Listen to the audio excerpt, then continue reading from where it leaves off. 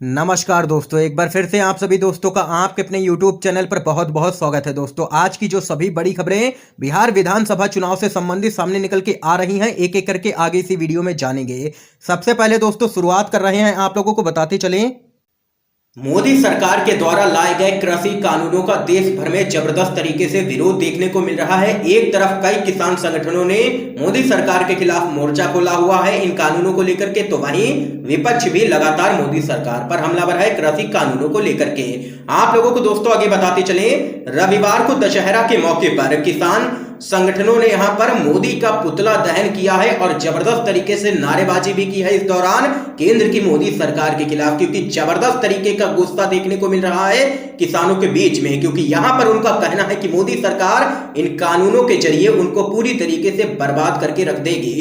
इसके साथ ही दोस्तों एक और बड़ी खबर आप लोगों को बताते चले, नीतीश कुमार का लगातार हो रहा है जबरदस्त विरोध। नीतीश कुमार की रैली में लगे हैं मुर्दाबाद के नारे। आप लोगों को दोस्तों बताते चले, मुजफ्फरपुर में जनसभा को संबोधित करने पहुंचे सीएम नीतीश कुमार की रैली में उस समय अफरा तफरी मच गई जब वहां पर कई युवकों ने नारेबाजी शुरू कर दी मुख्यमंत्री के खिलाफ। जनसभा के बीच बैठे कई युवकों ने नीतीश कुमार के खिलाफ मुर्दाबाद के नारे लगाए और आरजेडी जिंदाबाद के नारे भी लगाए हैं कई लोगों ने यहां पर, जिसके बाद नीतीश कुमार की सभा का यह वीडियो वायरल हो रहा है और लोग यहां पर कह रहे हैं कि नीतीश कुमार की विदाई तय है, क्योंकि जनता के बीच में लगातार गुस्सा देखने को मिल रहा है।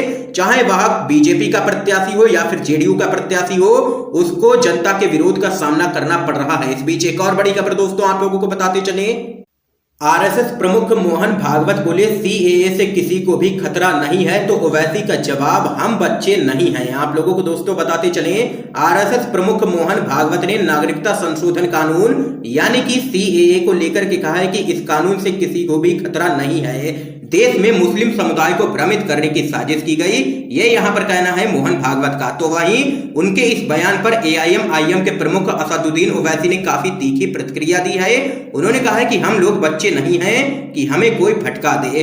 बीजेपी ने यह नहीं बताया है कि एक साथ सीएए प्लस एनआरसी का क्या मतलब है।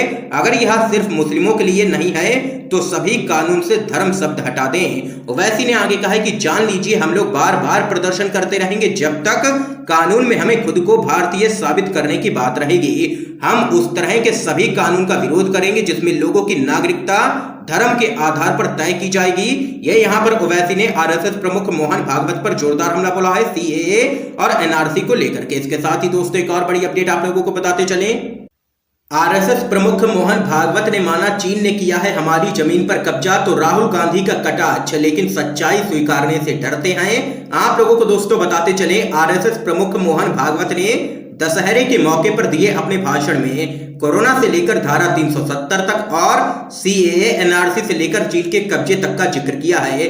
उन्होंने चीन के संदर्भ में माना है कि पूरी दुनिया को पता है कि चीन ने सीमा पर हमारी जमीन पर कब्जा किया हुआ है और अब भी लगातार कर रहा है। हर कोई चीन की विस्तारवादी नीतियों को जानता है। तो वहीं कांग्रेस के पूर्व अध्यक्ष राहुल गांधी ने मोहन भागवत के इसी बयान पर कटाक्ष किया है। राहुल गांधी ने कहा है कि अपने मन के भीतर भागवत जी जानते हैं कि सच्चाई आखिर क्या है, लेकिन वे इसका सामना करने से डरते हैं। सच्चाई यही है कि चीन ने हमारी जमीन कब्जाई है और सरकार और संघ ने ऐसा होने दिया है। ये यहाँ पर राहुल गांधी ने मोदी सरकार और आरएसएस को लिया है चीन के मुद्दे पर निशाने पर।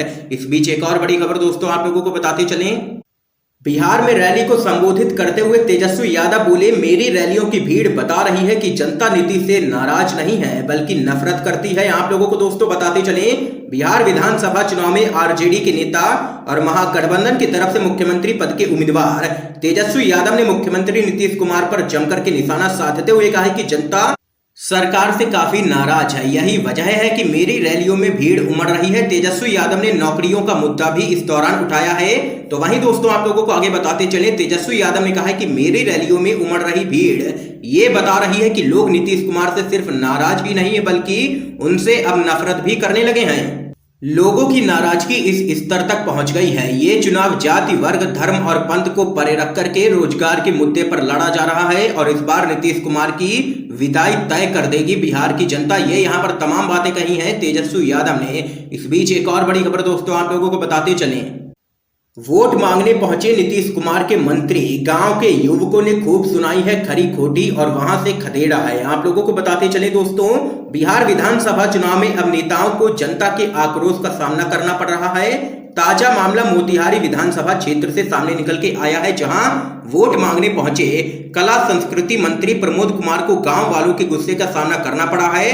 हालत ये हो गई है कि गांव के युवकों के सवालों की बौछार से घबराए मंत्री के पसीने छूट गए। वे किसी तरह गांव से निकलने के लिए छटपटाते रहे, बामुश्किल गांव से बाहर वे निकल सके। तो वहीं दोस्तों, आप लोगों को बताते चले, ये पहला मौका नहीं है जब बीजेपी और जेडीयू के प्रत्याशियों को जनता के गुस्से का सामना करना पड़ रहा है। यहां तक कि नीतीश कुमार की रैलियों में भी उनके खिलाफ जबरदस्त नारेबाजी होती है और जनता यहां पर उनको लेती है निशाने पर, क्योंकि जनता के बीच में एनडीए सरकार को लेकर के काफी गुस्सा देखने को मिल रहा है इस चुनाव में। इसके साथ ही दोस्तों, एक और बड़ी खबर सामने निकल के आ रही है।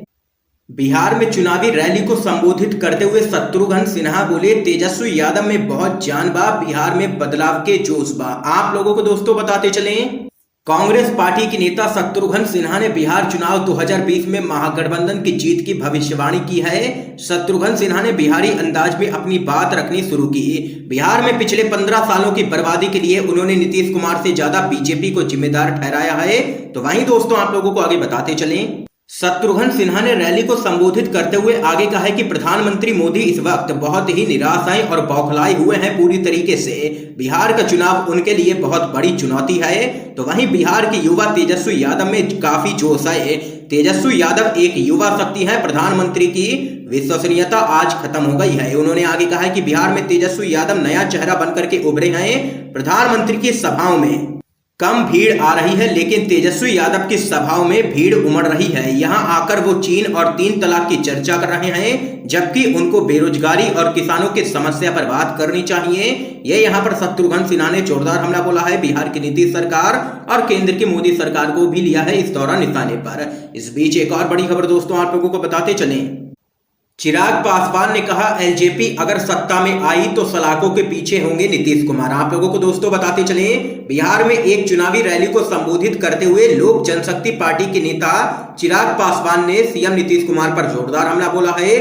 उन्होंने कहा है कि अगर उनकी पार्टी सत्ता में आती है तो मुख्यमंत्री नीतीश कुमार सलाखों के पीछे होंगे, क्योंकि उनकी सरकार में कई घोटाले हुए हैं और उन सभी की जांच करवाई जाएगी। इसके साथ ही दोस्तों, एक और बड़ी खबर जान लेते हैं, तेजस्वी यादव का नीतीश पर जोरदार हमला, युवाओं का वर्तमान और भविष्य बर्बाद कर इतिहास के बासी पन्ने पलट रहे हैं। आप लोगों को दोस्तों बताते चले, महागठबंधन की तरफ से मुख्यमंत्री पद के उम्मीदवार तेजस्वी यादव ने एक बार फिर से नीतीश कुमार पर हमला बोला है।